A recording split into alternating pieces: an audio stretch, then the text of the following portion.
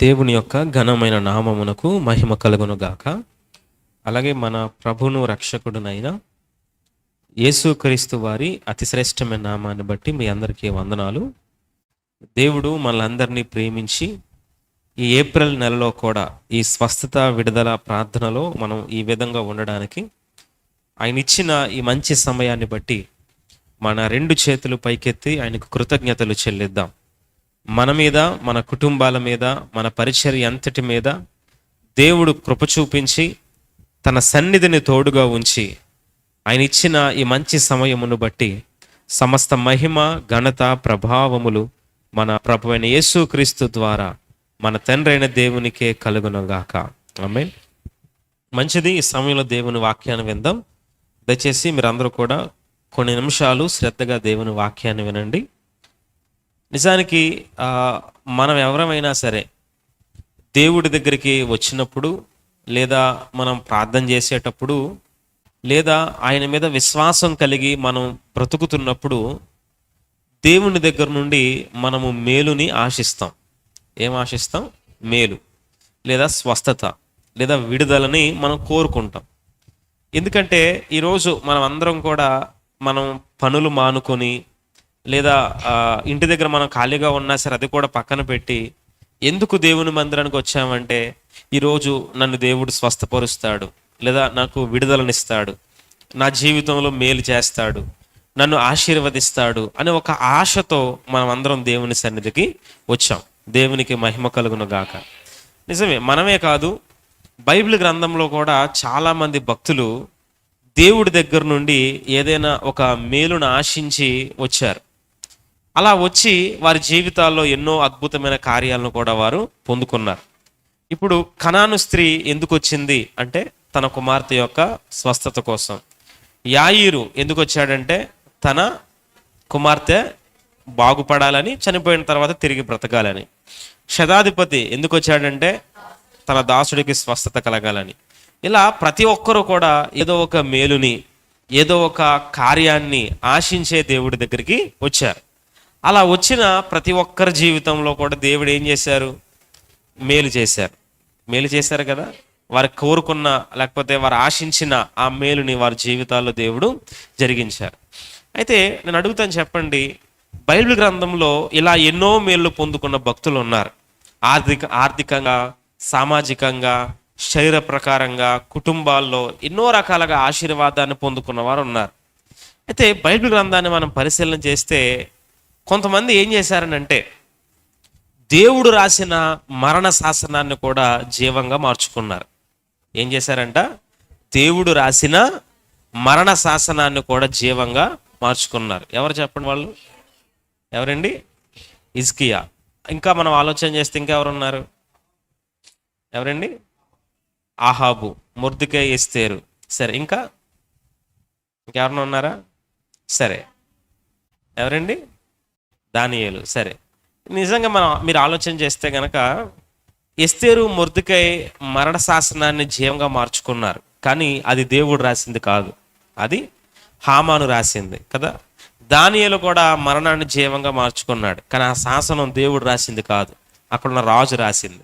అయితే మీరు చెప్పినట్లుగా మొట్టమొదటిగా హిజ్కియా మాత్రమే దేవుడు రాసిన మరణ శాసనాన్ని జీవంగా మార్చుకున్నాడు. అంటే హిజ్కియా యొక్క మరణాన్ని శాసించింది ఎవరు?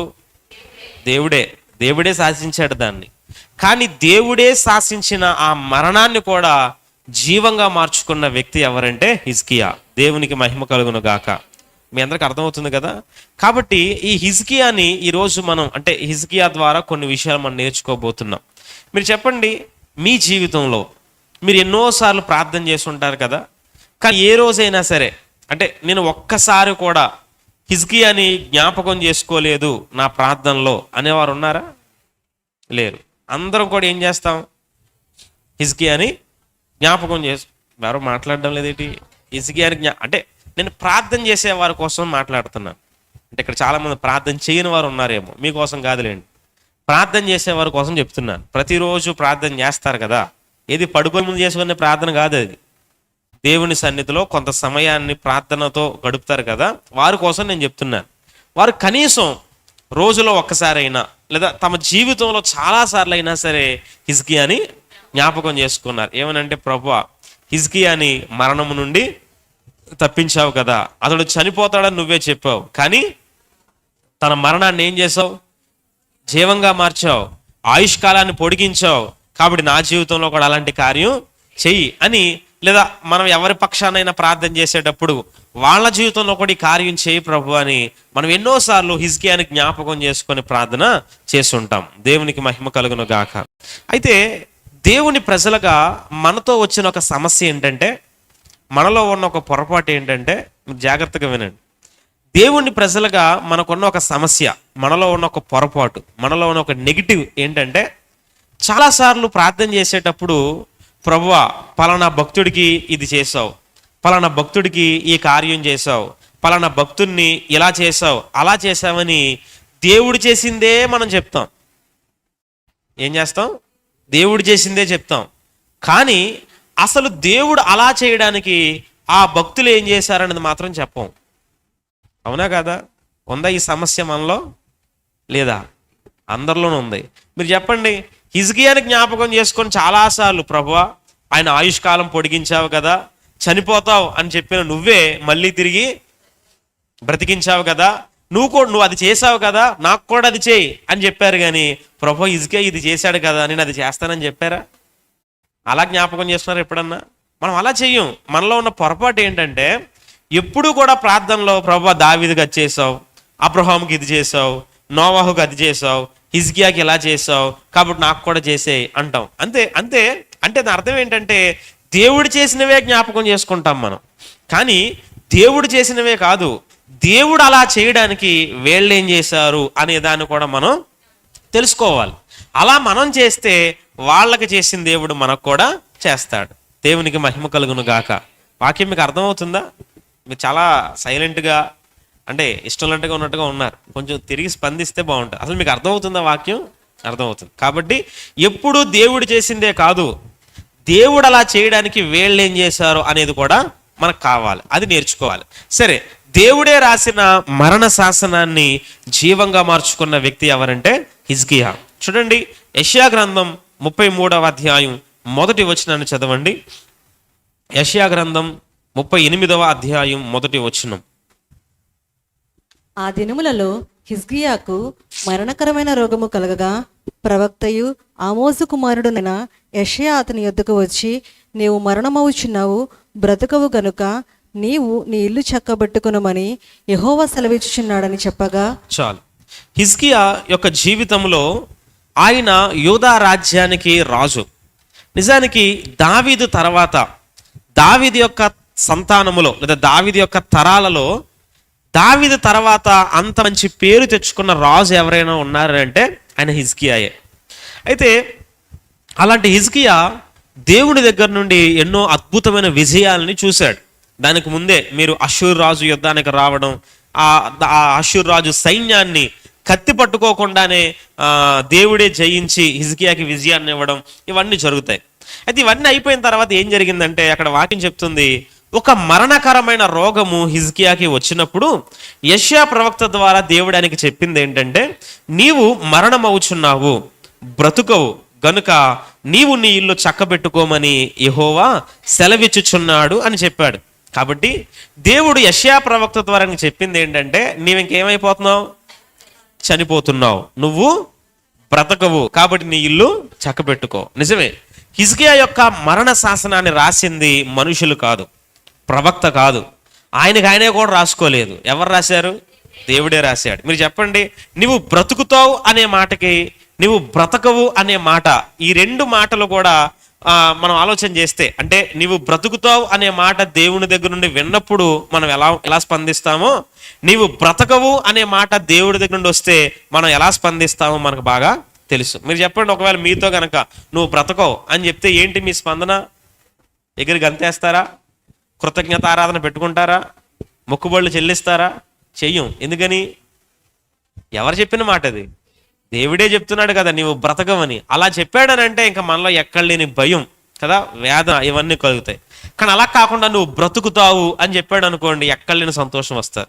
అంటే దేవుడు మాట్లాడే మాటల్లో చూడండి, నువ్వు బ్రతుకుతావు అనేదానికి, నువ్వు బ్రతకవు అనేదానికి మనం వాటిని అంటే ఆ మాటలను మనం తీసుకోవడంలో కూడా చాలా వ్యత్యాసం అనేది ఉంటుంది.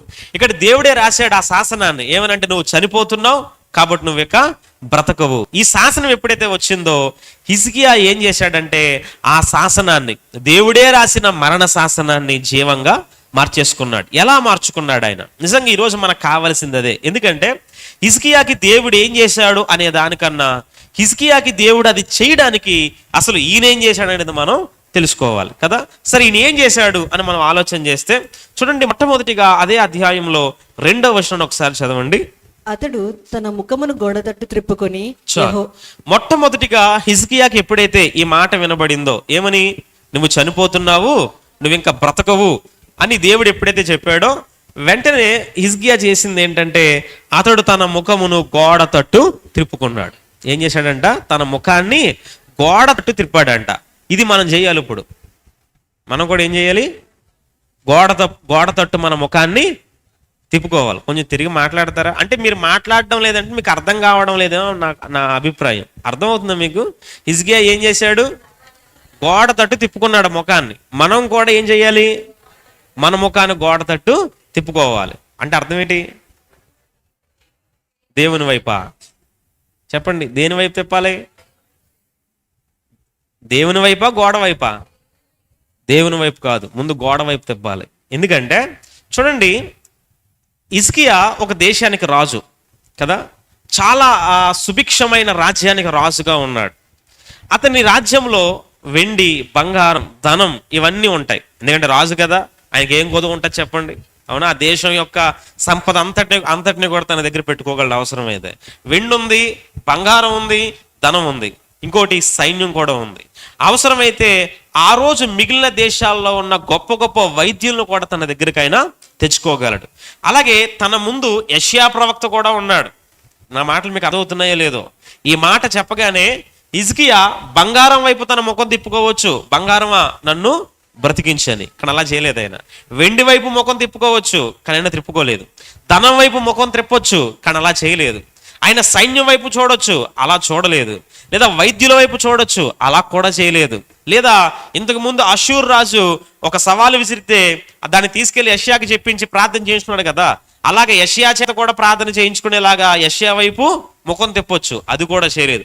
ఆయన ఏం చేశాడంటే తన బంగారాన్ని, తన వెండిని, తన ధనాన్ని, తన సైన్యాన్ని, తన వైద్యుల్ని, తనకున్న ప్రతిదానిని కూడా వెనక పడేసి గోడ తట్టు మాత్రమే తన ముఖాన్ని తిప్పాడు. కారణం ఏంటంటే ఇప్పుడు నా ముందు ఏదీ లేదు అనే దాన్ని తెలియజేయడానికి. ఆమేన్. అర్థమైందా? ఇప్పుడు తన ముందు ఏం లేదు, గోడ తప్ప. అంటే అర్థం ఏంటి? ఈ గోడ నన్ను రక్షించలేదు, నన్ను రక్షించాలి, నన్ను రక్షిస్తాయి అనుకున్న ప్రతిదాన్ని నా వెనకతలే వేసేసాను. ఎందుకో తెలుసా? అవన్నీ వాటి వల్ల నాకు రక్షణ రాదు అని హిజ్కియాకు తెలుసు. ఆమేన్. మీకు అర్థమవుతుంది నేను చెప్పేది? అందుకని ఏం చేశాడంటే గోడ తట్టు తిప్పాడు. అవసరమైతే బంగారం వైపు తిప్పొచ్చు, అవసరమైతే వెండి వైపు తిరగొచ్చు, అవసరమైతే వైద్యుల వైపు తిరగొచ్చు, అవసరమైతే యెషయా వైపు కూడా తిరగొచ్చు, కానీ ఎవరి వైపు తిరగలేదైనా. అంటే అన్నిటిని వెనకతలు వేసుకున్నాడు, అన్ని వెనక పరేసాడు. ఎందుకనంటే గనక వేటి వల్ల కూడా నాకు రక్షణ రాదు, వీటి వల్ల నాకు ఏమాత్రం కూడా విడుదల రాదు, వీటి వల్ల నాకు జీవం కలగదు అని చెప్పి ఇప్పుడు నా ముందు ఏమీ లేదు దేవుడు తప్ప అనే అనుభవంలోనికైనా వచ్చేసాడు. దేవునికి మహిమ కలుగును గాక. కాబట్టి హిజ్కియా జీవితంలో దేవుడు చేసినట్లుగా నీకు కూడా చేయాలంటే నువ్వు కూడా వాటి వైపు, వీటి వైపు, వాళ్ళ వైపు, వీళ్ళ వైపు కాదు, కానీ నువ్వు కూడా ఎటు పక్క తిరగాలి? గోడ వైపు తిరగాలి. అంటే అర్థం ఏంటంటే ఇప్పుడు నా ముందు ఏదీ లేదు, ఏమీ లేదు నా ముందు. నన్ను రక్షించడానికి, నన్ను విడిపించడానికి, నా పరిస్థితులు మార్చడానికి, నన్ను బాగు చేయడానికి ఏమాత్రము ఏమీ లేవని చెప్పి నేను ఇప్పుడు శూన్యములో లేకపోతే శూన్యముగా ఉన్నాను నేనని చెప్పి కేవలం దేవుని వైపు మాత్రమే మనం చూసేలాగా మొదట మనల్ని మనం సిద్ధపరచుకోవాలి. దేవునికి మహిమ కలుగును గాక. చూడండి, చాలా మంది ఏదైనా సమస్య రాగానే ఎవరున్నారా అని చూస్తారు కదా.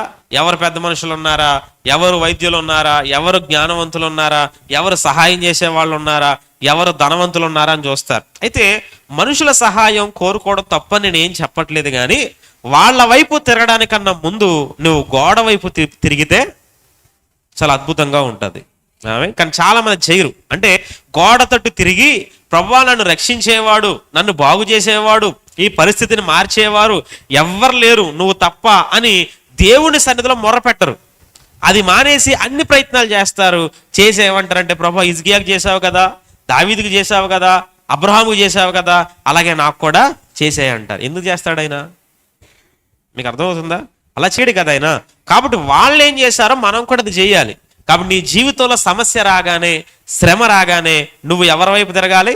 గోడ తట్టు. అనగా నిన్ను రక్షిస్తాయి అని నువ్వు వేడిని చూసి అనుకుంటున్నావో అవన్నీ నిన్ను రక్షించలేవు. వాళ్ళెవ్వరూ నీకు సహాయం చేయలేరని అన్ని వెనక పడేసి గోడ వైపు, ప్రభువా నా ముందు ఇప్పుడు ఎవ్వరు లేరు నువ్వు తప్ప అని దేవుని వైపు మనం తిరిగేలాగా ఉండాలి. అలా చేస్తే ఖచ్చితంగా హిజ్కియా జీవితంలో కార్యం చేసిన దేవుడు మన జీవితంలో కూడా అద్భుతం చేస్తాడు. దేవునికి మహిమ కలుగును గాక.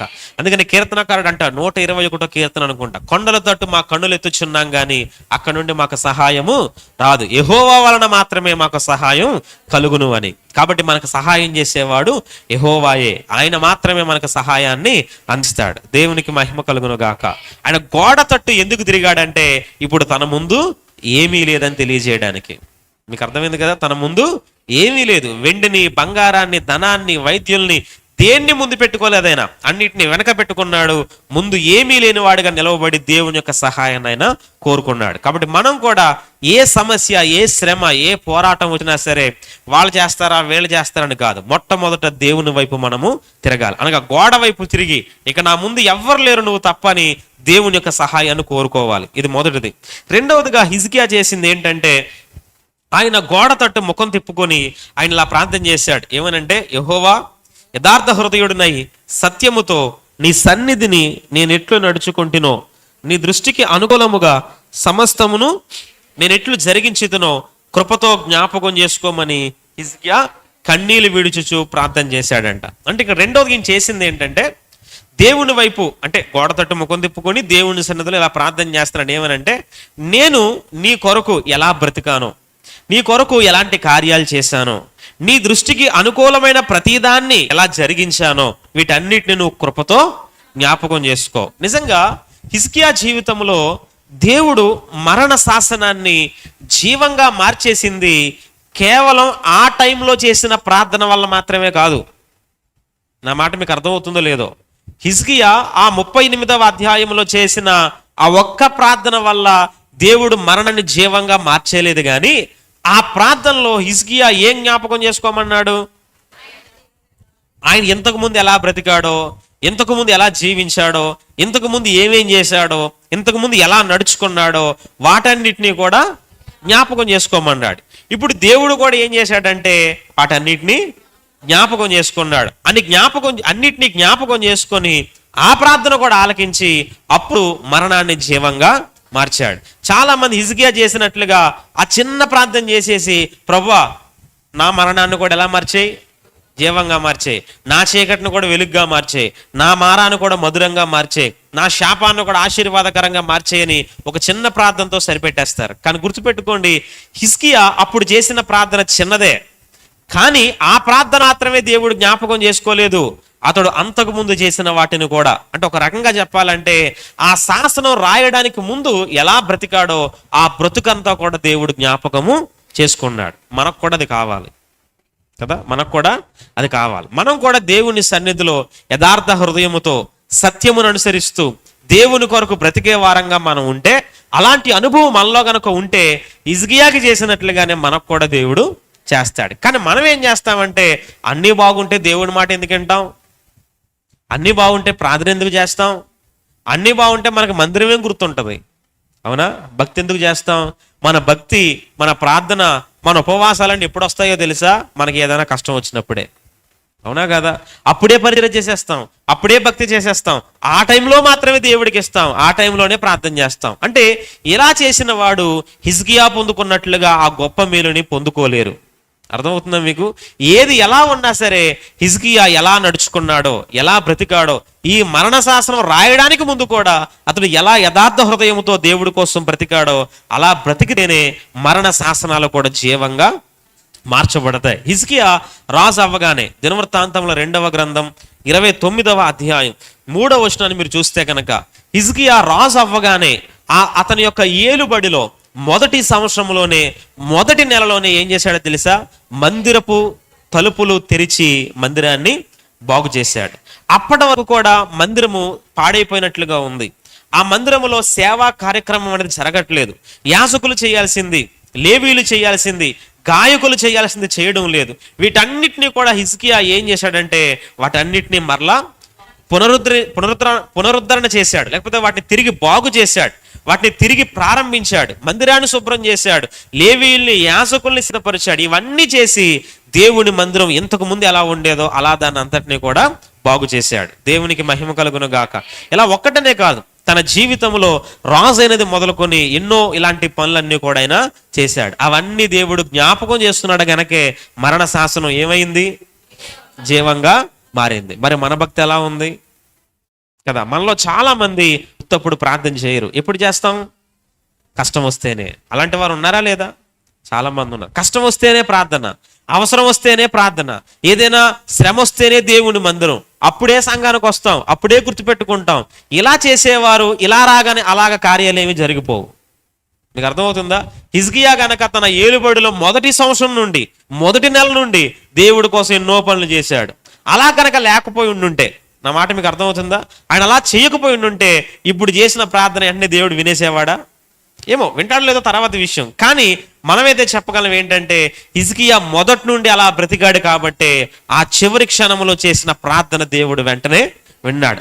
ఆ యెషయా ప్రవక్త ఇంకా ఇంటి నుండి బయటకు కూడా వెళ్ళలేదు, వెంటనే వర్తమానం వచ్చేసింది కదా. మనం కూడా అడుగుతాం, ప్రభా హిజ్కియాకి వెంటనే వర్తమానం ఇచ్చేసావు కదా, నాకు కూడా ఇచ్చేయి, నా మరణాన్ని కూడా జీవంగా మార్చాయి అంటాం. కానీ అది ఉత్తునే జరగలేదు. ఆ ఒక్క చిన్న ప్రార్థనలో జరిగిపోలేదు అది. ఆయన దానికి ముందు చేసిన భక్తి అంతటిని కూడా దేవుడు జ్ఞాపకం చేసుకున్నాడు. మనకు కూడా అంతే, అలాంటి అనుభవం కావాలి. నేను ఎప్పుడు ఒక మాట చెప్తాను, ఏమనంటే క్షేమకాలం మందు చేసే భక్తి క్షామకాలం మందు మనల్ని కాపాడుతుంది. కానీ చాలా మంది ఏం చేస్తారంటే అన్ని బాగుంటే ప్రార్థన చేయడం మానేస్తారు. ఆ అలవాటును మానుకోండి, ఎందుకంటే అది మంచిది కాదు.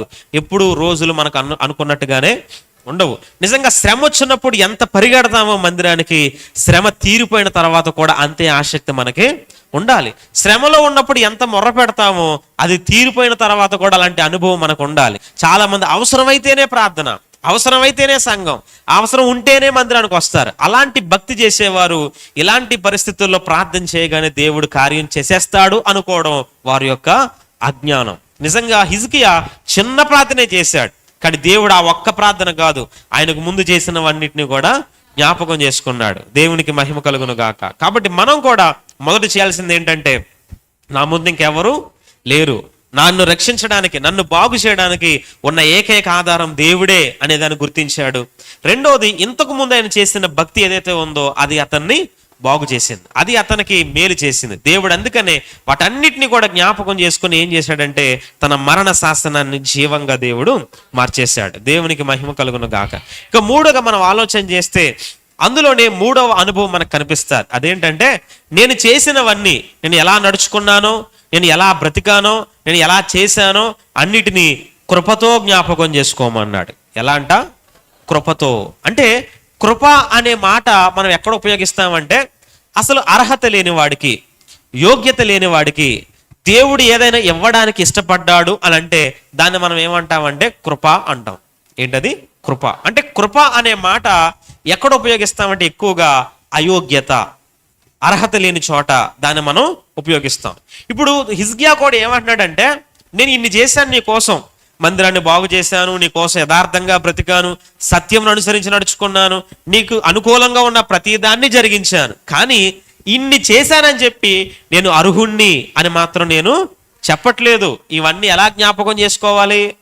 కృపతోనే జ్ఞాపకం చేసుకో. నేను అయోగ్యుణ్ణే, నేను అర్హత లేని వాడినే, ఎన్నిక లేని వాడినే, కానీ అయినా సరే నేను చేసిన వాటన్నిటిని కృపతో జ్ఞాపకం చేసుకోమని ప్రార్థన చేశాడు. అందుకనే ఆ మరణ శాసనాన్ని దేవుడు జీవంగా మార్చాడు. ఆమేన్. కానీ మనం ఏం చేస్తామంటే దేవుడికి మనం చేసిన వాటన్నిటిని కృపతో కాదు, ఎలా జ్ఞాపకం చేస్తాం? ఎలా జ్ఞాపకం చేసుకో? మీకు అర్థమవుతుందని చెప్పేది. నీకు అప్పుడు అది చేశాను, ఇప్పుడు ఇది చేశాను అంటారు. అంటే ఒక సామెత ఉంటుంది కదా, అమావాస్యకి అట్లెట్టాను, అలా చెప్తాం మనం. నీకు అది చేశాను, ఇది చేశాను, నీకు ఎన్ని చేశాను, నేను చేసినట్టు ఎవడని చేశాడని నీకు అవన్నీ చెప్తాం. గుర్తుపెట్టుకోండి, నీకంటే ఎక్కువ, మన అందరికంటే ఎక్కువ హిజ్కియా చేశాడు. కానీ హిజ్కియా ఏమంటున్నాడు? కృపతో జ్ఞాపకం చేసుకో. అంటే ఇవన్నీ నువ్వు జ్ఞాపకం చేసుకోవడానికి, నన్ను జ్ఞాపకం చేసుకోవడానికి నాకు అర్హత లేదు, నాకు యోగ్యత లేదు. అయినా నీ కృప ఉంది కదా, అయోగ్యమైన వారికి, అర్హత లేని వారికి కూడా నువ్వు ఆశీర్వాదం ఇవ్వడానికి నీ కృప అనేది ఉంది కదా, ఆ కృపతో జ్ఞాపకం చేసుకోమని దేవుని సన్నిధిలో ప్రార్థన చేశాడంట. ఆమేన్. కాబట్టి ఎప్పుడైనా సరే ఇలాంటి పరిస్థితుల్లో మనం కూడా ఉంటే, అంటే దేవుడికి మనం ఎన్ని చేసినా సరే అది మన గొప్పతనం అనుకోకుండా, ప్రభువా నీ కృపతో జ్ఞాపకం చేసుకో అని మనం ప్రార్థన చేస్తే గనక ఖచ్చితంగా దేవుడు మన పట్ల హిజ్కియాకి చూపించిన ఆ కృప, ఆ కనికరాన్ని మనకు కూడా చూపిస్తాడు. ఆమేన్. నిజంగా కొంతమందిని చూస్తే చాలా ఆశ్చర్యం వేస్తుంది. ఏంటంటే ఒక పావు గంట ప్రార్థన చేస్తారు ప్రతిరోజు. ఎంత? మన సంఘంలో ఉన్నారు అలాంటి వాళ్ళు. పావు గంట చేస్తారు ప్రార్థన. అది కూడా ఒక 10 రోజులు, 20 రోజులు, ఒక నెల రోజులు చేస్తారు అంతే. ఆ నెల రోజులు ఏదో కార్యం జరగకపోతే అంటారు చూడండి దేవుణ్ణి, ఇంతసేపు ఇన్ని రోజులు ప్రార్థన చేశాను నేను, నువ్వు నాకు ఏ కార్యం చేసావు అంటారు. కాబట్టి హిజ్కియాకి చేసిన దేవుడు నీకు కూడా చేస్తాడు. కానీ నువ్వేం చేయాలంటే హిజ్కియా చేసినట్లు నువ్వు కూడా చెయ్యాలి. అలాంటి అనుభవం మనకు కావాలి. ఆయన కృపతో జ్ఞాపకం చేసుకోమన్నట్లుగా మనం కూడా ప్రతిదాన్ని కూడా, ప్రభువా నేనైతే అర్హుని కాదు, నేనైతే యోగ్యుని కాదు, నేను చేసిన దాన్ని నువ్వేదో ఇచ్చేయాలని కాదు, కానీ నేను చేసిన వాటిని ఒక్కసారి జ్ఞాపకం చేసుకో కృప చొప్పున అని ప్రార్థన చేస్తే హిజ్కియా జీవితంలో కనికరాన్ని చూపించిన దేవుడే మన పట్ల కూడా గొప్ప కార్యాన్ని చేస్తాడు. దేవునికి మహిమ కలుగును గాక. ఈ 3 అనుభవాలు హిజ్కియాలో ఉన్నాయి. హిజ్కియా అలా చేశాడు కాబట్టే దేవుడు కూడా మరణ శాసనాన్ని జీవంగా మార్చాడు. ఆయన అంటాడు, నీవు కన్నీళ్లు విడిచుట చూచి తిని నీ ప్రార్థన నేను అంగీకరించి ఉన్నాను, ఇంకా 15 సంవత్సరాలు ఆయుష్ నీకు ఇచ్చేదని అన్నాడు. దేవునికి మహిమ కలుగును గాక. చూడండి ఇక్కడ దేవుడు చెప్పింది ఏంటి?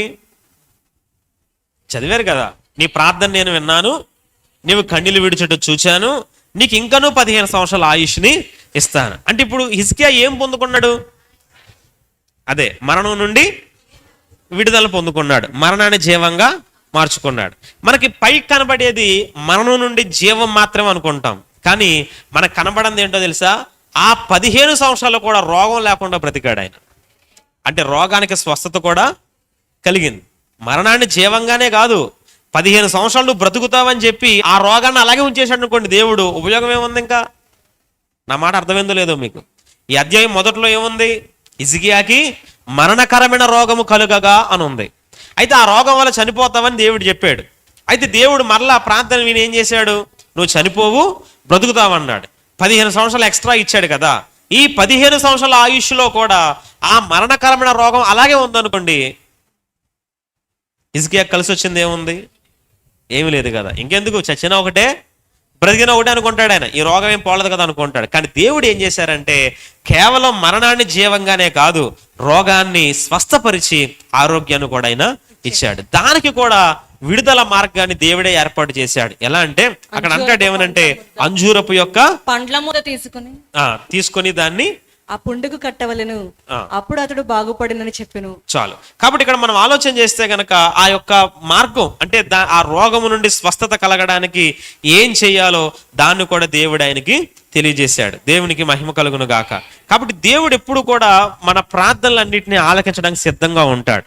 మన కన్నీళ్లు తుడవడానికి ఎప్పుడు సిద్ధంగా ఉంటాడు. మన పరిస్థితులు మార్చడానికి ఎప్పుడైనా సిద్ధంగా ఉంటాడు. భక్తులకి అలా ఎన్నో అద్భుతాలు చేశాడు ఆయన. హిజ్కియానే అని మాత్రమే కాదు, నిజంగా మీరు ఏ భక్తుల్ని మీ ప్రార్థనలో జ్ఞాపకం చేసుకుంటారో అసలు దేవుడు వారికి ఆ కార్యాలు చేయడానికి వాళ్ళు ఏం చేశారనే దాన్ని కూడా మీరు తెలుసుకోండి. అలా తెలుసుకొని అలా బ్రతకండి. అప్పుడు ఖచ్చితంగా వాళ్ళకి చేసిన దేవుడు మీకు కూడా చేస్తాడు. ఇప్పుడు శద్రకు మేషకు అబేద్నెగోలకు చేశాడని చెప్పి మనం కూడా అగ్నిగుండంలోకి వెళ్ళకూడదు, వెళ్ళాలా?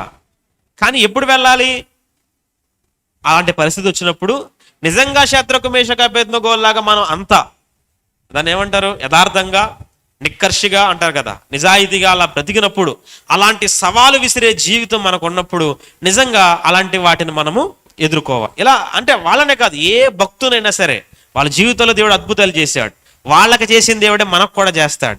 కానీ వాళ్ళకి దేవుడు చేయడానికి వాళ్ళు ఏం చేశారో మీరు తెలుసుకుంటే, మీరు అది చేస్తే వాళ్ళకి చేసిన దేవుడు మీకు కూడా. అర్థమైంది లేదు ఈ పాయింట్ మీకు? కాబట్టి చాలా మంది దేవుడు చేసిందే జ్ఞాపకం చేస్తారు, దేవుడు చేసింది కాదు. అసలు దేవుడు చేయడానికి వాళ్ళు ఏం చేశారు అది కావాలి. అది మీరు చేస్తే మీ జీవితాల్లో కూడా దేవుడు కార్యాన్ని జరిగిస్తాడు. కాబట్టి హిజ్కియా మొదట తన బంగారం వైపు, తన సైన్యం వైపు, తన ధనం వైపు, వైద్యుల వైపు ముఖం తిప్పుకోలేదు, గోడ తట్టు తిప్పాడు. ఇంకా తన ముందు ఏం లేదు. ఇప్పుడు మనం కూడా అలాగే చేయాలి. ప్రభువా, నన్ను రక్షించడానికి, నన్ను విడిపించడానికి, నా పరిస్థితులు మార్చడానికి తగిన వారు ఎవ్వరు లేరయ్యా, నీ వైపే నేను తిరుగుతున్నాను అని ఆయన వైపు తిరగాలి. రెండవదిగా ఆయన కోసం మనం బ్రతికిన జీవితం ఆయన ముందు కనబడాలి. ఖచ్చితంగా ఆయన ముందు కనబడాలి. అందుకనే మీ భక్తిని ఎప్పుడు స్థిరంగా కాపాడుకోండి.